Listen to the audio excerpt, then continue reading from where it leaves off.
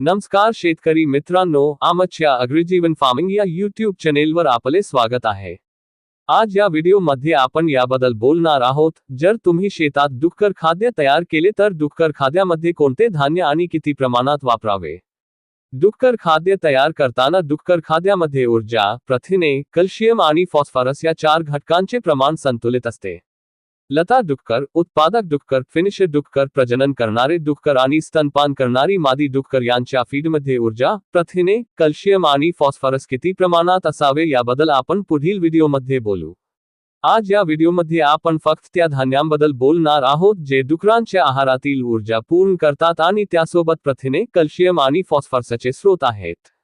त्यामुळे तुम्ही हा व्हिडिओ शेवटपर्यंत पाहावा, जेणेकरून तुम्ही तुमच्या शेतात डुक्कर खाद्य तयार करता तेव्हा तुम्हाला कळेल की डुक्कर खाद्यामध्ये कोणते धान्य आणि किती प्रमाणात समाविष्ट करावे। त्यामुळे या व्हिडिओवर अधिक बोलण्याआधी आम्ही सर्व शेतकरी मित्रांना महत्त्वाची माहिती देऊ इच्छितो की जर तुम्ही नवीन डुक्कर शेतकरी असाल आणि तुम्हाला डुक्कर पालनाचे ज्ञान नसेल आणि याद्वारे तुम्ही तुमच्या शेतात डुक्कर पाठण्यास सुरुवात करू शकता। जर तुम्हाला फीड तयार करणे आणि त्याचे फीड फॉर्म्युला जाणून घ्यायचे असेल तर तुम्ही आमच्या कृषीजीवन संस्थेने प्रकाशित केलेले डुक्कर पालन प्रशिक्षण अभ्यासक्रमाचे पुस्तक जरूर वाचावे। हे पुस्तक 11 वेगवेगळ्या भाषांमध्ये आहे। हिंदी, इंग्रजी, कन्नड, तेलुगू, तमिळ, आसामी, बंगाली, पंजाबी, गुजराती, मराठी, ओरिया मध्ये उपलब्ध। या पुस्तकात चारा बनवण्यासोबतच डुक्कर पालनाबाबतही संपूर्ण माहिती देण्यात आली आहे। जर तुम्हाला हे पुस्तक विकत घ्यायचे असेल तर त्याची लिंक वर्णनात दिली आहे। या पुस्तकाची होम डिलिव्हरी आणि केस ऑन डिलिव्हरी उपलब्ध आहे। पुस्तकाबद्दल अधिक माहिती मिळवण्यासाठी तुम्ही आमच्या व्हॉट्सअप नंबरवर कॉल किंवा मेसेज देखील करू शकता।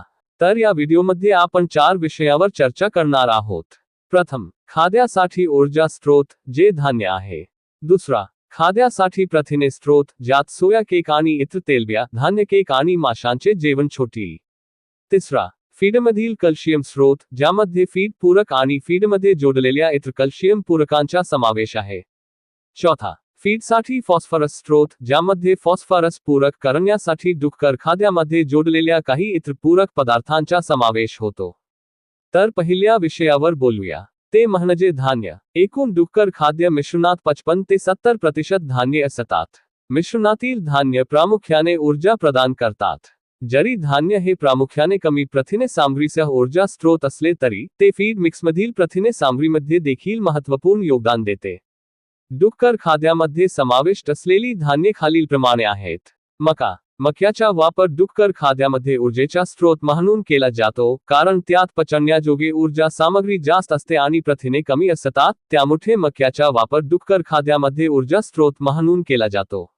ज्वारी, ज्वारीचे पौष्टिक मूल्य मक्यासारखेच आहे, परंतु डुकरांच्या आहारात कमी टनिन सामग्री असलेल्या गोड ज्वारीच्या जातीच वापरल्या जातील याची खात्री डुक्कर शेतकऱ्यांनी करावी। तुमच्या भागात मका अधिक महाग असल्यास तुम्ही डुक्कर खाद्यामध्ये मक्याऐवजी 50% ज्वारी वापरू शकता। गहू, गहू हे डुक्कर खाद्यामध्ये समाविष्ट केले जाणारे महत्त्वाचे धान्य आहे। मक्याच्या तुलनेत गव्हामध्ये कमी ऊर्जा असते, म्हणून डुक्कर खाद्यामध्ये मोठ्या प्रमाणात समाविष्ट करू नये। परंतु जेव्हा तुमच्या भागात मका जास्त किमतीत उपलब्ध असेल तेव्हा मक्याच्या जागी गव्हाचा 20% पर्यंत समावेश केला जाऊ शकतो। गव्हातील प्रथिनाचे प्रमाण सामान्यतः मक्यापेक्षा जास्त असते आणि पचनयोग्य ऊर्जेचे प्रमाण मक्यापेक्षा कमी असते, त्यामुळे डुक्कर खाद्यामध्ये मक्याऐवजी गहू वापरल्यास प्रथिनांचा बराच खर्च वाचू शकतो। डुकरांच्या आहारासाठी गहू नेहमी खडबडीत ग्राउंड असावा। डुक्कर खाद्य बनवताना धान्य किती बारीक करावे याबद्दल आम्ही आगामी व्हिडिओमध्ये बोलू। डुकराच्या पोटात गेल्यावर खूप बारीक गव्हाचे पीठ पिठात बदलते आणि ते डुकराला अपचन होते, ज्यामुळे डुकराला बद्धकोष्ठता निर्माण होते। त्यामुळे गहू नेहमी खडबडीत ग्राउंड असावा। बार्ली, बार्ली मुख्यतः पाश्चात्य देशांतील डुक्कर शेतकरी डुक्कर खाद्यातील धान्याला पर्याय म्हणून वापरतात। यामध्ये फायबरचे प्रमाण जास्त असते आणि इतर धान्यांपेक्षा कमी पचनयोग्य ऊर्जा असते। डुकरांच्या खाद्यामध्ये बार्लीच्या 70% पेक्षा जास्त धान्य घटक नसावेत। ओट्स, डुकरांच्या खाद्यामध्ये तृणधान्याच्या जागी ओट्सचा वापर केला जाऊ शकतो, परंतु त्यांच्या उच्च फायबर सामग्रीमुळे उत्पादक डुकरांच्या खाद्यामध्ये 40% पेक्षा जास्त आणि बारीक डुकरांच्या खाद्यामध्ये 60% किंवा त्यापेक्षा जास्त नसावे। गहू चाप, पहिला प्रश्न येतो तो म्हणजे गव्हाची चपटी कुठून आणायची. गव्हाच्या चॉप फूड फॅक्टरीमध्ये गव्हाचे अन्न बनविल्यानंतर जे गव्हाचे साहित्य शिल्लक राहते त्याला गव्हाची चॉप म्हणतात. यात 80% पर्यंत गव्हाची भुशी असते. गव्हाच्या मुख्य धान्यापेक्षा हे डुकराच्या आहारासाठी चांगले अन्न आहे, कारण त्यात गव्हापेक्षा जास्त प्रथिने असतात आणि गव्हाच्या तुलनेत ते डुकराच्या पोटात पिठात बदलत नाही. त्यात गव्हाच्या मुख्य धान्यापेक्षा जास्त फायबर असले तरी काळजी करण्यासारखे काही नाही, कारण त्यातील फायबर पचण्यायोग्य आहे, म्हणजेच त्याचा फायबर डुकरांना सहज पचता येतो. गहू चाप हे डुक्कर खाद्यामध्ये वापरले जाणारे सर्वात लोकप्रिय ऊर्जा कमी करणारे आहे. जेव्हा डुक्कर खाद्यामध्ये पचण्यायोग्य ऊर्जा जास्त होते तेव्हा ती कमी करण्यासाठी वापरली जाते. हे सहसा किफायतशीर असते आणि त्याच्या डुकरांमध्ये रेचक प्रभाव असतो. जेव्हा डुक्कर खाद्य किंवा धान्य बाजारात महाग होते तेव्हा डुकराच्या खाद्यासोबत इतर खाद्य स्रोत जसे की कॉर्न हस्क, कॉर्न पाने, कॉर्न स्टॉक्स, कॉर्न कॉब आणि ल्युसर्न याचा वापर केला जाऊ शकतो. कॉर्न भुसा. कॉर्न हस्क हा कॉर्न मिल फीड फॅक्टरीत बनवल्यानंतर उरलेला कॉर्न पदार्थ आहे. त्यात 80% पर्यंत कॉर्न हस्क असते. होमिनी चॉप कॉर्न मिलिंग उद्योगाचे उपउत्पादन परवडणाऱ्या किमतीत उपलब्ध असल्यास डुक्कर खाद्यामध्ये वापरले जाऊ शकते. त्यात कॉर्नपेक्षा जास्त चरबीयुक्त सामग्री आहे आणि 50% पर्यंत कॉर्नच्या जागी वापरली जाऊ शकते. परंतु आपण जिथून ते विकत घेत आहोत तिथून त्याची गुणवत्ता विश्वसनीय असणे आवश्यक आहे. आता दुसऱ्या विषयावर बोलूया, म्हणजे प्रथिनांचे स्रोत. अनेक प्रकारचे प्रथिने स्रोत आहेत जे डुक्कर फीडमध्ये समाविष्ट आहेत, जे खालीलप्रमाणे आहेत. प्रथम, ऑइल केक जेवण, ज्याला डूसी असेही म्हणतात. प्रथिनाची गरज पूर्ण करण्यासाठी डुक्कर खाद्यामध्ये सोयाबीन ऑइल केक, सूर्यफूल तेल केक, शेंगदाणा तेल केक आणि कापूस बियाणे यासारख्या वनस्पती प्रथिने स्रोतांचा समावेश आहे. सोयाबीन ऑइल केक हे उच्च आणि दर्जेदार प्रथिने आहे आणि त्यात सूर्यफूल तेल केकपेक्षा कमी फायबर आहे. दुसरे म्हणजे प्रथिनांचा दुसरा प्रकार म्हणजे संपूर्ण चरबीयुक्त तेलबिया. फुल फॅट सोयाबीन आणि सूर्यफूल बियाच्या पेंडीमध्ये तेलाचे प्रमाण जास्त असते. म्हणून डुकरांच्या खाद्यामध्ये या प्रथिन स्रोतांचा समावेश कमी असावा आणि ते फक्त फिनिश डुकरांच्या खाद्यामध्ये समाविष्ट केले जावे. पूर्ण चरबीच्या धान्यांमध्ये ट्रिप्सिन इनहिबिटर नावाचा पदार्थ असतो. हा पदार्थ फुल फॅट तेलबियांमध्ये अपचनीय पदार्थ असतो, ज्यामुळे डुकराचे खाद्य अपचन होते. म्हणून डुक्कर खाद्यामध्ये समाविष्ट करण्यापूर्वी ते बेक करणे किंवा उकडणे किंवा भाजणे आवश्यक आहे.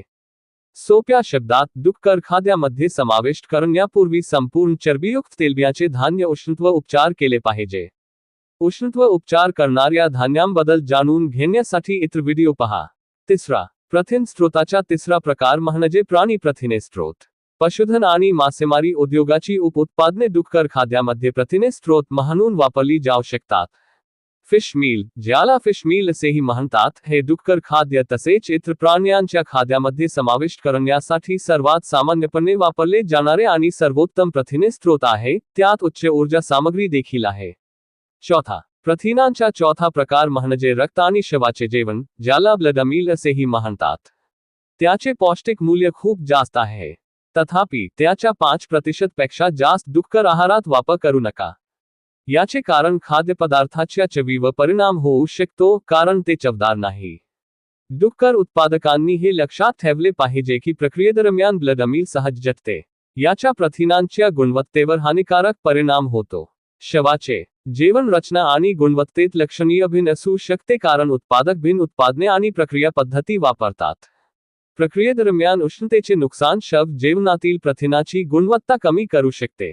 त्यामुळे आमची संस्था कृषी जीवन सल्ला देते की तुम्ही जिथे रक्तमिश्रित पदार्थ विकत घ्याल तिथे तुम्ही त्यात प्रथिनाचे प्रमाण तपासा. आता व्हिडिओच्या तिसऱ्या विषयाबद्दल बोलूया. हे कॅल्शियमचे स्रोत आहे. डुकरांच्या आहारासाठी टेबल चुना हा कॅल्शियमचा एक चांगला आणि स्वस्त स्रोत आहे आणि तो फार महाग नाही. परंतु त्यात फॉस्फेट नाही आणि सुरक्षिततेच्या दृष्टिकोनातून आणि आधुनिक डुक्कर पालनावर आधारित आपण पशुवैद्यकीय कॅल्शियम पावडरचा वापर केला पाहिजे. पशुवैद्यकीय कॅल्शियम पावडरबद्दल अधिक माहितीसाठी तुम्ही आमच्या व्हॉट्सअप नंबरवर कॉल किंवा मेसेज करू शकता.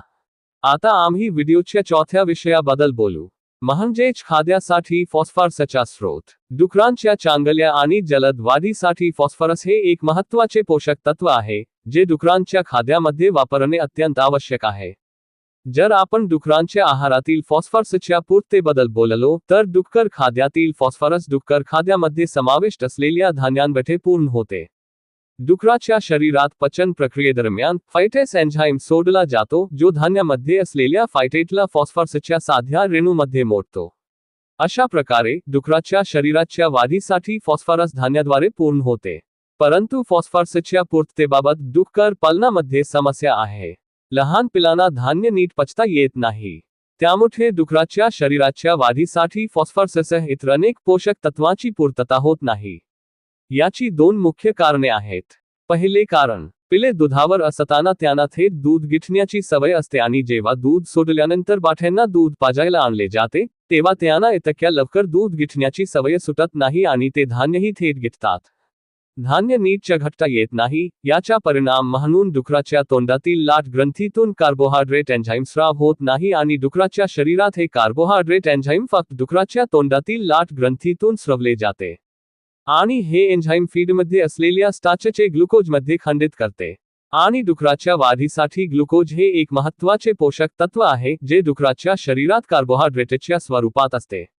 दुसरे कारण, पिलांची पचनसंस्था त्यांच्या स्वादुपिंडात आणि मोठ्या आतड्यात आणि लहान आतड्यात योग्यरित्या एन्झाईम स्राव करण्यासाठी पुरेशी विकसित नसते आणि ही एन्झाईम फीडमध्ये असलेल्या सर्व पोषक घटकांना इतक्या साध्या घटकांमध्ये मोडतात की ते डुकराच्या शरीराद्वारे शोषले जाऊ शकतात. पिलांच्या पचनसंस्थेमध्ये एन्झाईम योग्यरित्या सोडले जात नाहीत म्हणून आम्हाला डुकराच्या खाद्यामध्ये स्वतंत्रपणे एन्झाईम समाविष्ट करणे आवश्यक आहे. डुक्कर फीडमध्ये कोणते एन्झाईम्स समाविष्ट करावेत आणि हे एन्झाईम्स कुठून मिळू शकतात याबद्दल आम्ही पुढील व्हिडिओमध्ये बोलू. जर तुम्हाला डुक्कर पालनाबद्दल अधिक माहिती मिळवायची असेल तर तुम्ही आमच्या व्हॉट्सअप नंबरवर मेसेज किंवा कॉल करू शकता. डुक्कर पालनाचे प्रशिक्षण ही आमच्या कृषी जीवन या संस्थेतर्फे दिले जाते. आमच्या कृषी जीवन संस्थेकडून डुक्कर पालन प्रशिक्षणाची माहिती मिळवण्यासाठी तुम्ही आमच्या व्हॉट्सअप नंबरवर कॉल किंवा मेसेज करू शकता. यासोबतच जे डुक्कर शेतकरी इतर राज्यातील आहेत आणि आमच्या कृषी जीवन संस्थेत डुक्कर पालन प्रशिक्षण घेऊ शकत नाहीत, त्यांच्यासाठी आमच्या संस्थेने अग्रजीवनने भाग 1 डुक्कर पालन प्रशिक्षण अभ्यासक्रम आणि भाग 2 डुक्कर खाद्यामध्ये सब्जी मंडीतील फटे आणि भाजीपाला समाविष्ट करण्याविषयीची माहिती आणि त्याचे फीड फॉर्म्युला पुस्तक प्रकाशित केले आहे. जर तुम्हाला डुक्कर पालनाबद्दल संपूर्ण माहिती मिळवायची असेल तर तुम्ही डुक्कर पालन प्रशिक्षण अभ्यासक्रमाचे पुस्तक देखील खरेदी करू शकता, ज्याची लिंक वर्णनात दिली आहे. तर शेतकरी मित्रांनो, तुम्हाला आमचा हा व्हिडिओ कसा वाटला? जर तुम्हाला आवडला असेल तर हा व्हिडिओ लाईक करा आणि हा व्हिडिओ सर्व डुक्कर शेतकऱ्यांपर्यंत शेअर करा. भविष्यात असे व्हिडिओ सतत पाहण्यासाठी कृपया आमच्या अग्रजीवन या YouTube चॅनलला सबस्क्राईब करा.